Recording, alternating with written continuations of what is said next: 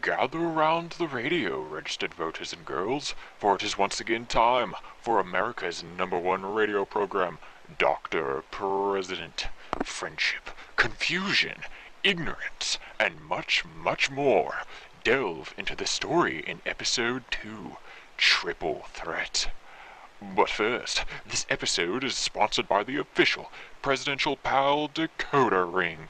Used for solving the world's most innocuous mysteries, the Decoder Ring is Dr. President's #1 choice of detective tools. Be a supportive registered voter and order your very own by mail today. Remember, registered voter, every dollar helps contribute to Dr. President securing his 3rd term as president. Now, let's enter the mysterious depths of Dr. President. Our episode begins with Dr. President attending his weekly press conference. The room is absolutely bustling with activity, as all of the reporters are curious about the president's opinions on the rising vigilante activity in the city. Hello and good afternoon, folks. Looks like today is another day for the president's famous press conference. And we have our very own Johnny Johnson reporting live in the Chrome House. Let's take a listen. All right. Settle down. Are there any more questions? Mr. President, we at the Washington Post are curious as to how you feel about the vigilante activity in the city. You know, the ones Dr. President and his sidekick wheel. How has the police force now captured these dangerous individuals? And what of the rampant criminal syndicate activity in D.C.? Well, I cannot say what these vigilantes' intentions are. Additionally, I cannot condone these individuals' actions. However, they have done quite a lot in ensuring the safety of America's capital. As a medically trained professional myself, I can appreciate the care and skill they enact on the criminals of the city.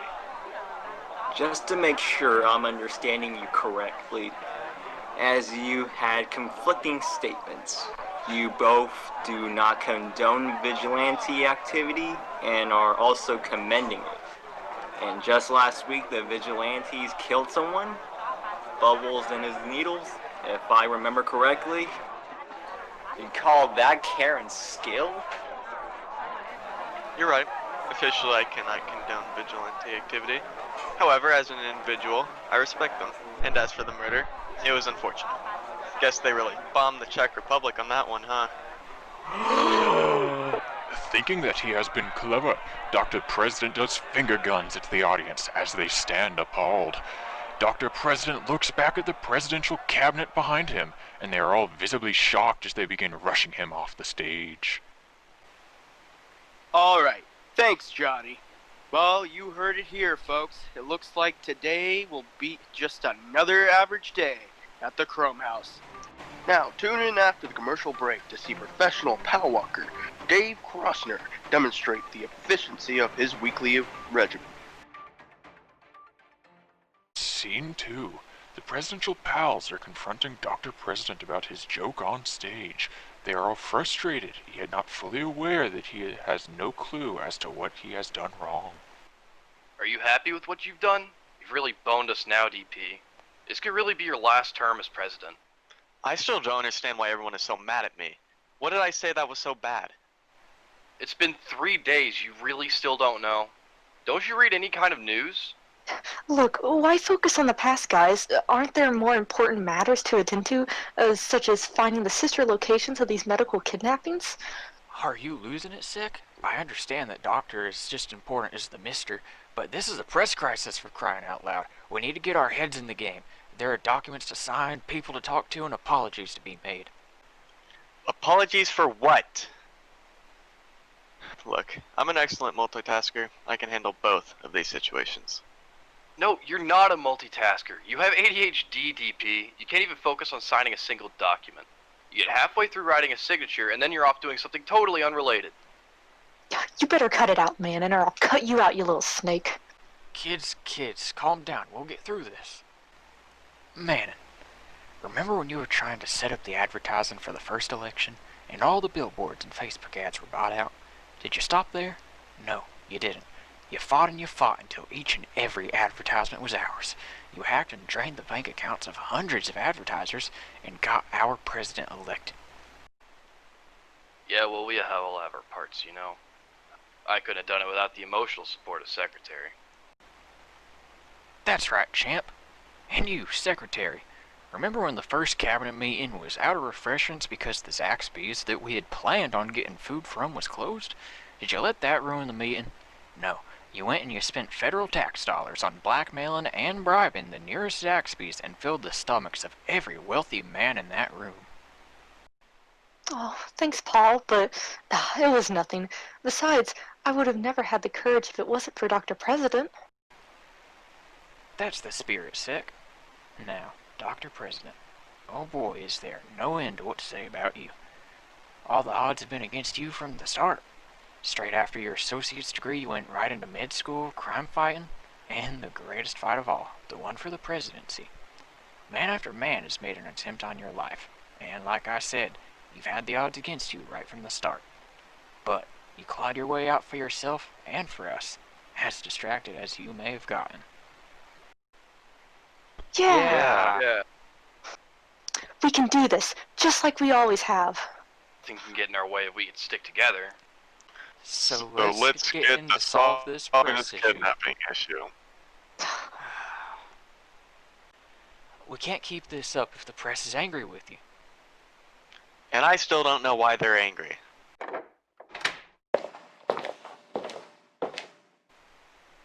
Well, that was quite a storm you brewed, President. Could barely get through the park without getting hit by a few rocks. It really isn't the time, Marshal.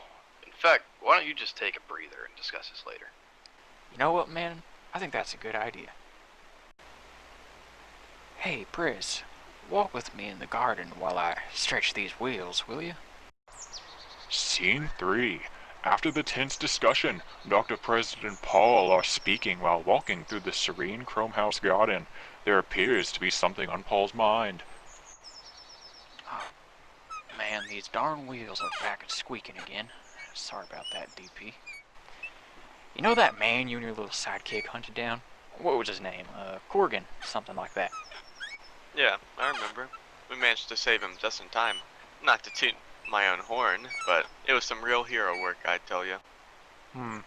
Yeah. Well, I couldn't help but to hear that you entrusted Wheel to chase him down while you stayed behind, but he still couldn't catch him in time. It's a real shame, that. That isn't what happened, though. Listen, boy. My legs may not work, but my ears do, and I listened to the mission summary when you were done. Corgan caught him with the element of surprise and knocked him down. Nothing could be done. Actually, I think something could have been done. All you needed was some extra speed. With the kid's namesake, Wheel, one might think he'd have some sort of vehicular transport. Then he'd have saved the day. We would have been able to question Corgan, but now he's in a vegetative state, and no one can. I won't stand here and listen to the criticism of my closest partner. I already had enough going on with this ludicrous press issue and trying to find the sister locations with no lead. No, Prez. You misunderstand, and I apologize if I seem to be talking him down. I'm just trying to help here. Just looking for solutions is all. You're right. I shouldn't be so short-tempered. Oh, it's fine, kiddo. I know it's getting stressful for you, but I just think you should take that into consideration. He could be a little faster if you do, is all I'm trying to tell you. I know you'll make the right choice either way. Well, you know what? This sounds like a job for Mannin. Dr. President turns his head to face the invisible camera, and after several seconds of confusion, Paul takes his exit. Yeah, good talking to you. Anyway, I best be... oh darn, would you look at the time? I got the thing. Adios, Dr. President. After some time, Dr. President departs from the gardens as well. But little do they know, they are being watched from behind the bushes by Vice President Marshall. Drats. Vehicular transport. We'll have to talk to Dr. President about this. Scene 4. Dr. President is sitting in the Oval Office, attempting to hide from the angry crowds. He is worried, but Secretary is intent on distracting him. Gee, they sure are getting angry out there. I wonder who they're mad at. Yeah. wonder. Anyway, that Corgan business is a real shame, that with all of this press stuff. Sure got that right. I actually went to the hospital he was at, and apparently he was checked out. Not a single soul knows where he is now. I wouldn't be surprised if some of his goons have him long out of the country by now. He was the biggest lead we had. I suppose you could say I really botched the surgery on this one. I think you need to stop with the one-liners for a bit. You're right. I really am bombing the Czech Republic on this one. You know, Sec, I actually had an idea about these history locations.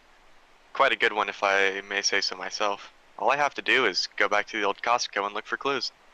You know what? That actually is pretty smart, DP.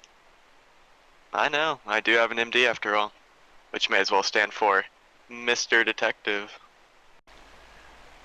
Dr. President rushes out to the old Costco. Once he has arrived, he searches around, but the entire Costco is even more abandoned.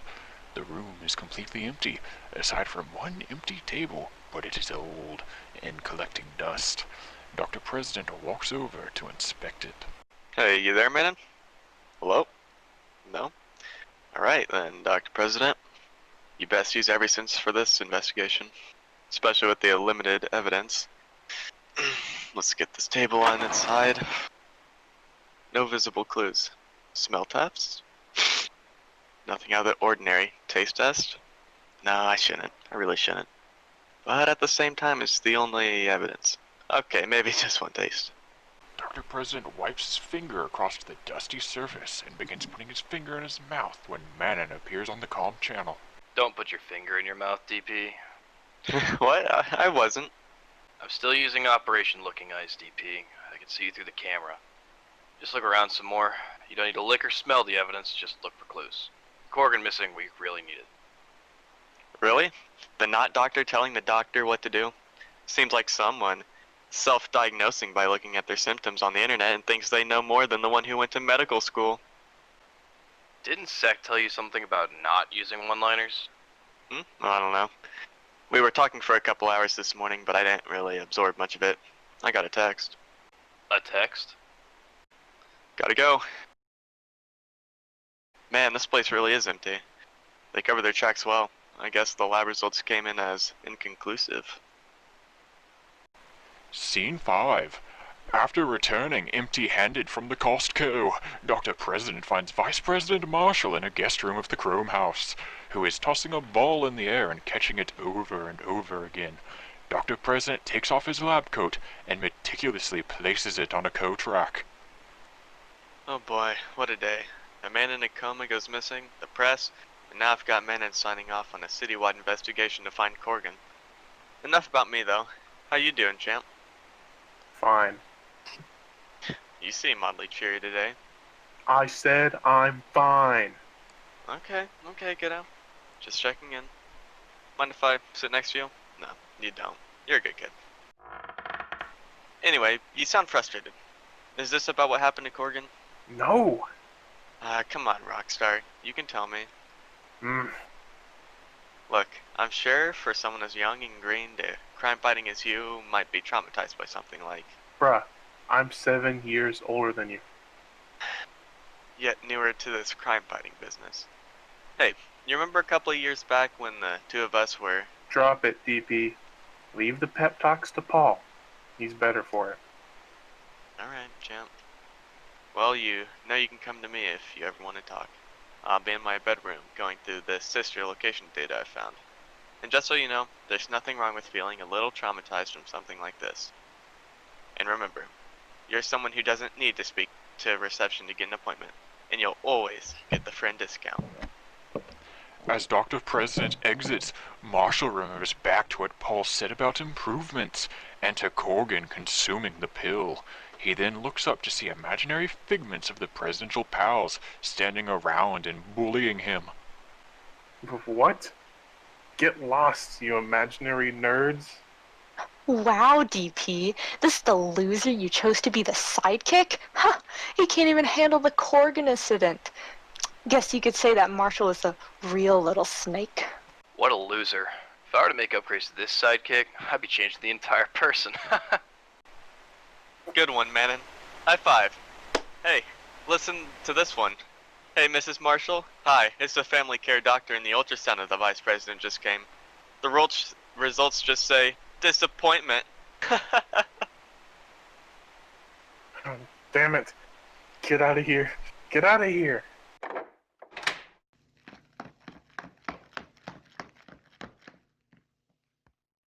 Scene 6. Dr. President sits alone in his dark room, doing computer research. Celebrity singles interest in DP. Yes, please.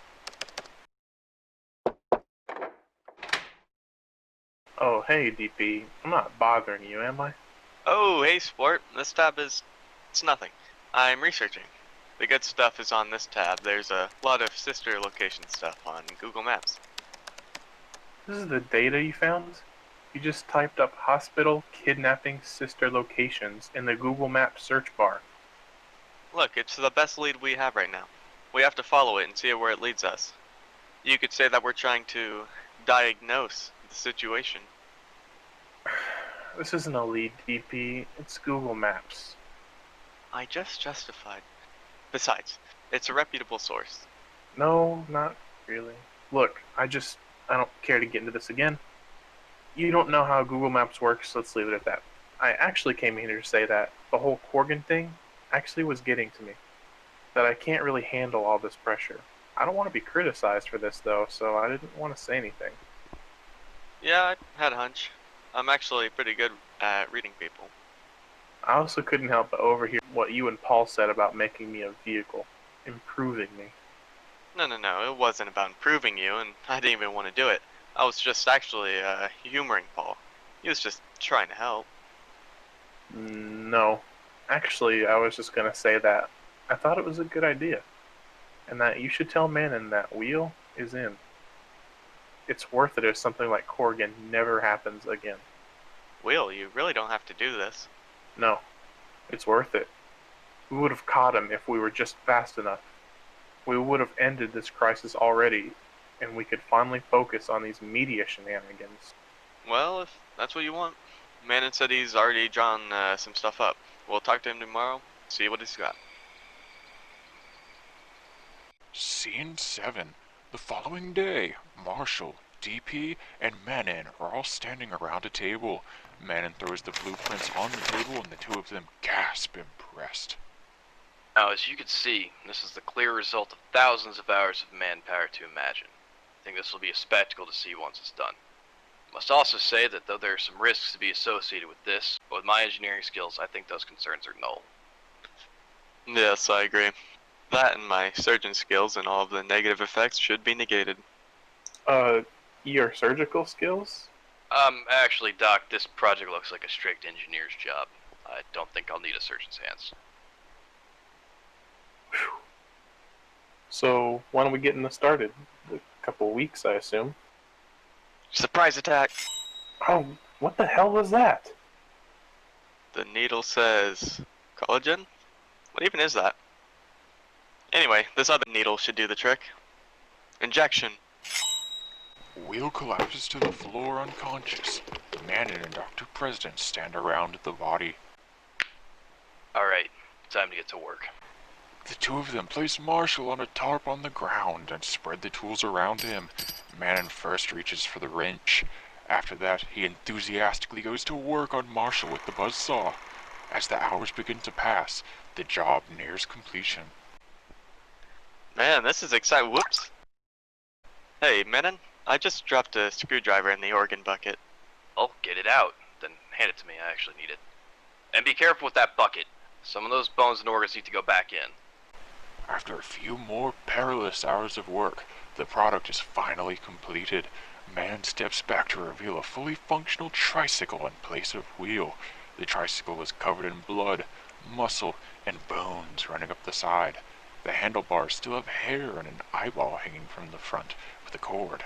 DP and Manon approach it. Beautiful. Yeah, it sure is something. Little trivia here. I was actually going to make a four-wheel quad, but previous tests showed there just weren't enough materials in a single person to make it work. Just not possible. Alright. DP Oh, Jesus Christ, it talks? is it bad? Oh, it's perfect. Even better than I imagined. DP, why don't you give him a go? Alright. I guess I'll just, take a seat on here. I suppose I should just give it a pedal. Now, there's gonna be some growing pains. Give it a few weeks, you won't feel anything. Yeah, actually, this is, pretty comfortable. What's this seat made out of? Cotton? Memory foam, actually. It conforms to your body. Like a really enjoyable ride. Memory foam. Fancy. Is that something you just invented for this? Yeah, this feels great. Memory foam's actually been around a while. But anyway, if you'll get over here, I'll show you guys the instruction manual and the kit to build him back into Marshall. Wait, what? Get over here and I'll show you the... Kit? I can't just transform back? I need to be turned back into... Marshall, you're getting hysterical. The reversion process isn't nearly as long as the construction process. Only takes about 30 minutes. Once DP gets it down pat, it'll only take about 15 minutes. DP is going to be the one rebuilding me? Well, yes. I'm going to need a raise. Just get over here, the two of you, and I'll show you all of it. Yeah, alright. If you don't mind, I think I'll just walk over instead. Fine. Marshall, you coming? Wait, something's wrong. I can't move. Well, duh, have you ever seen a tricycle move on its own? This guy. Anyway, drag him over here, DP. He needs to see this too. This is the tricycle construction kit. Comes equipped with screwdrivers, wrenches, nails, bolts, a saw, anything else you could possibly need. Yes, this whole thing seems very amicable. Amica, do you even know what that means? Who cares? Tell me what I need to know to get back to normal. Yes, back to it. So you're saying that everything we need is in this kit?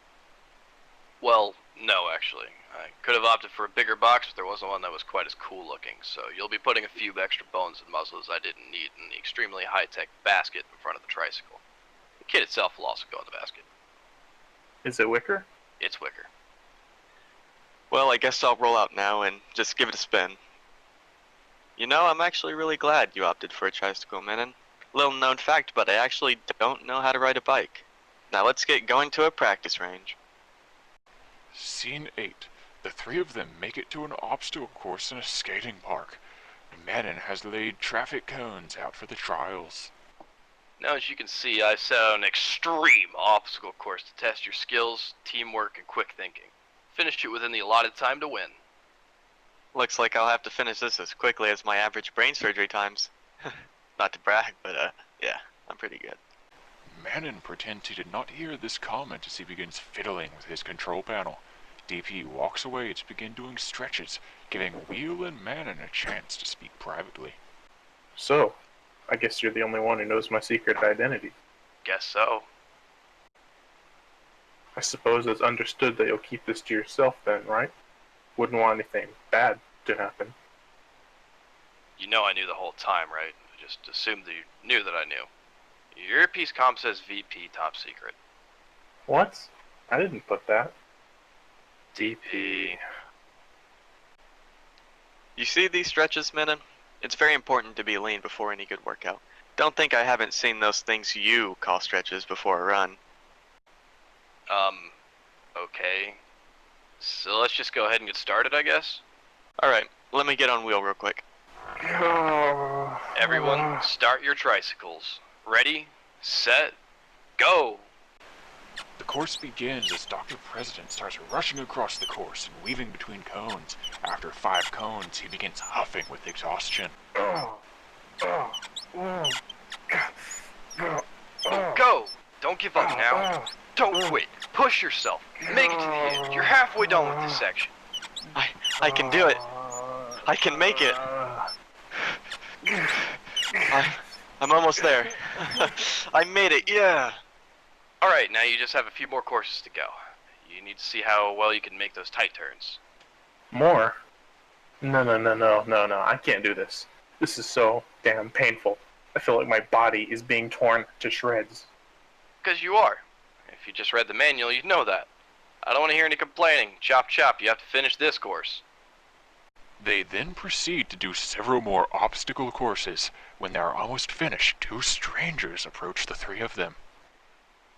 Well, well, well, if it isn't Dr. President. What the hell? Are you riding a tricycle, you dumb baby? What's wrong with you? You and your little random friend better get going, or we'll make a mess of you. Yeah, and we'll smash that trike of yours to pieces. The rude man and woman approach and then stop abruptly, putting their hands over their mouths. Oh, Christ. What the hell is that smell? Yo, that tricycle looks... What the hell? What's up with that thing? Yo, what in God's name? That's a bone! That is a bone! Dude. Oh, what the... Did you murder someone, Doc? Is that a dead person in that basket? Oh, it's not a dead person. It's your worst nightmare. Get him, you two! You know what? Screw it. I've had enough of your shenanigans, Doc. I'm going to take you out. Ah! I'm not sure about this. Yeah, this tricycle thing is kind of weirding me out. Dude, what the hell is that dripping out of the basket?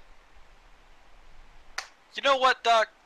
I think I just had you confused with someone else. So, have a nice day, and I'll see you around. The two of them turn around and walk away.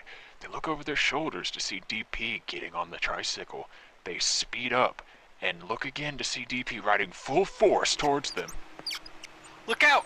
Ah! Ouch! Ah! You hurt my friend. You'll pay for that. Now I'm going straight to the police about whatever that tricycle is. Fight ensues and DP picks up the tricycle and hits person 1. He collapses and person 2 rises up to fight again. Dr. President assumes his kung fu stance while Wheel remains tipped over. Actually, I don't think you'll be telling anyone about my hot new ride. Oh yeah? Why's that? Because I diagnose you with sucking at kung fu. You don't know anything. Diagnose this. Gah! Somehow, Wheel in tricycle form was able to attack the delinquent on his own. The thug falls to the ground, unconscious. Yeah, what DP said. What? Did that tricycle just talk? Oh my God, I'm getting out of here.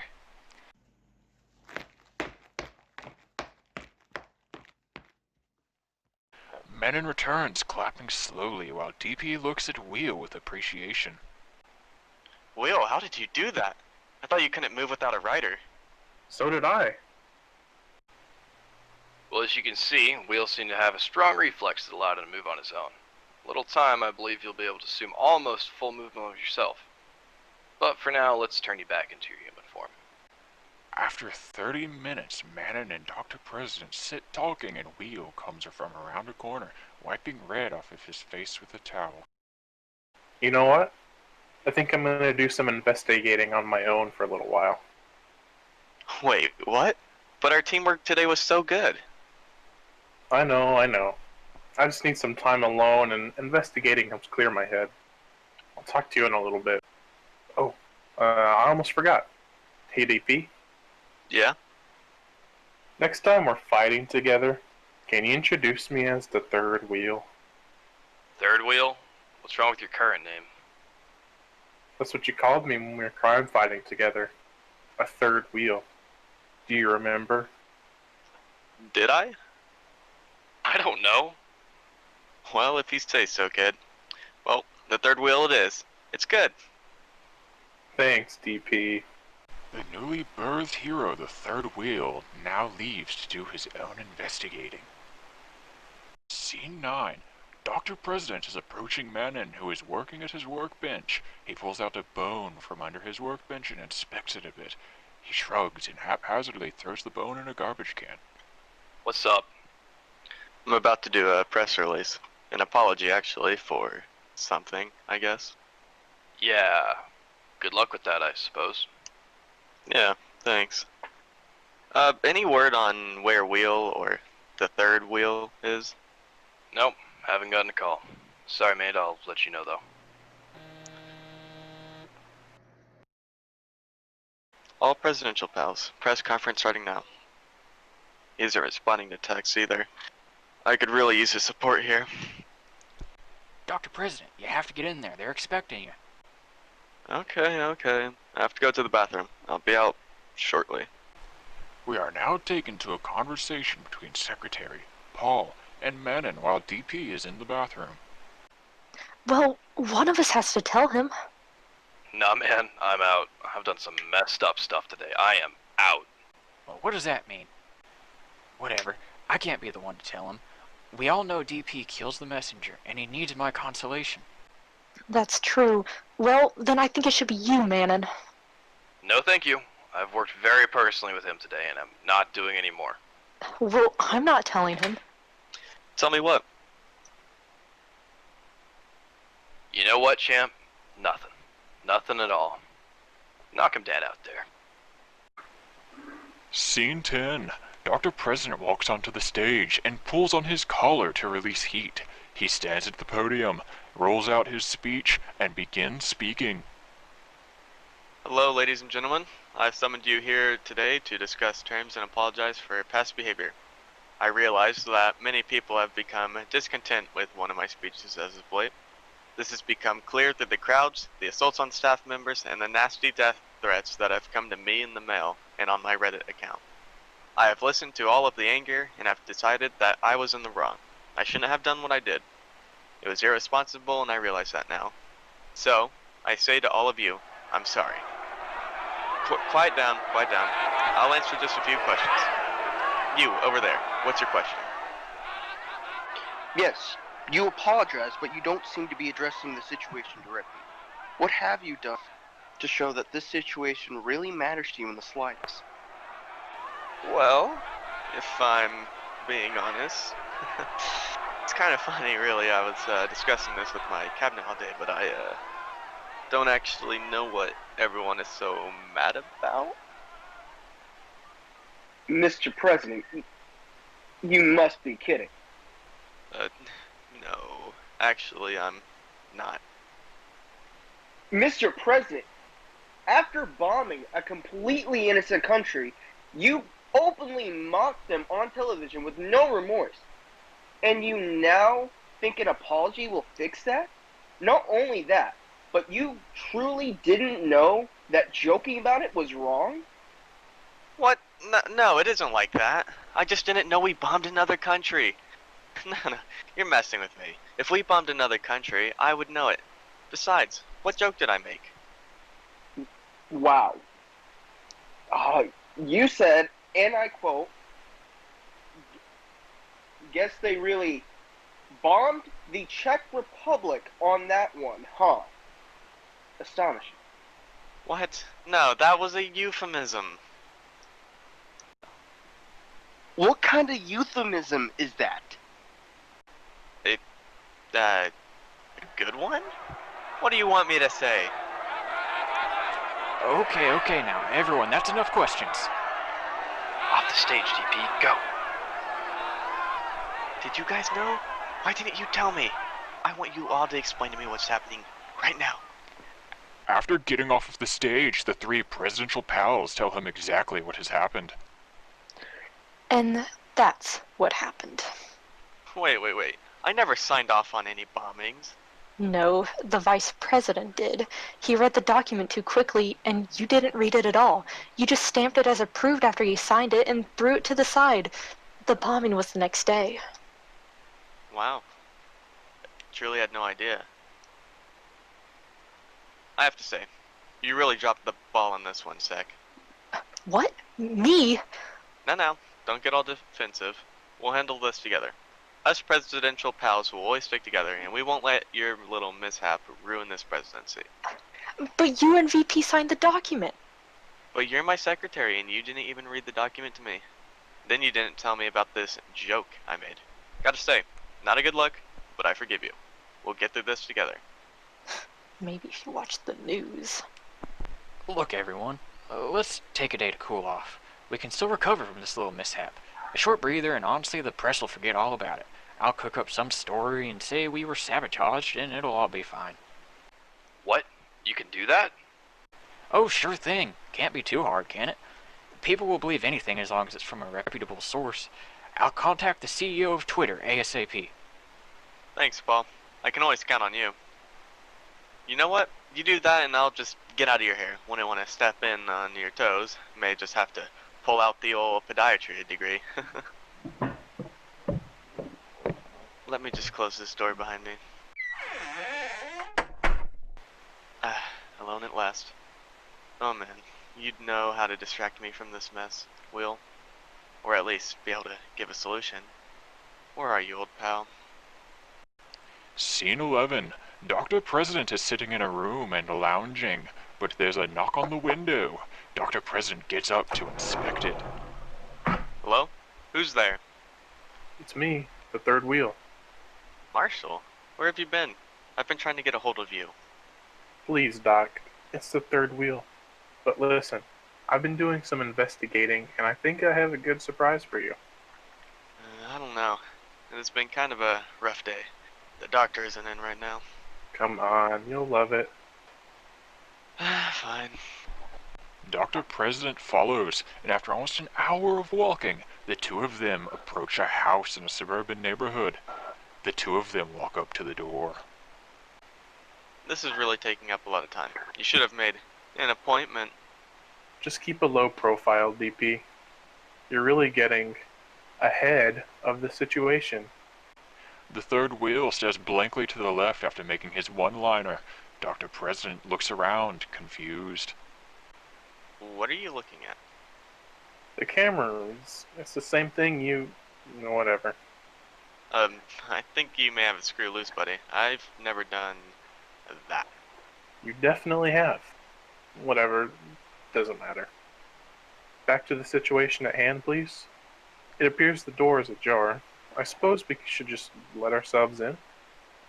Jar? I think you really are losing it, buddy. Maybe I should take a look at you. What do you mean? Calling a door ajar? I just think you really need to step up your comedy skills. Random jokes are just lazy. You're kidding, right? Of course. The two of them traverse the house. They walk up the stairs and approach a door at the end of the hallway. Man, I know you managed to find this all yourself, but you probably could have found it much faster if you had your very own official presidential PAL decoder ring. What? You're still selling those? Didn't the FDA recall those after they started giving kids seeds? Aha! That's enough of that. So, what is it we're looking for in here? Well, it should be. Yep. It's this door here. Now, Dr. President, prepare yourself. Marshall throws the door open, revealing a bed surrounded by medical equipment. There appears to be someone under the covers. Oh my god. It's Corgan. That concludes this week's episode of Dr. President, but there is more to come. How will the newly birthed the third wheel get along with his new abilities? Will Frank Corgan awake?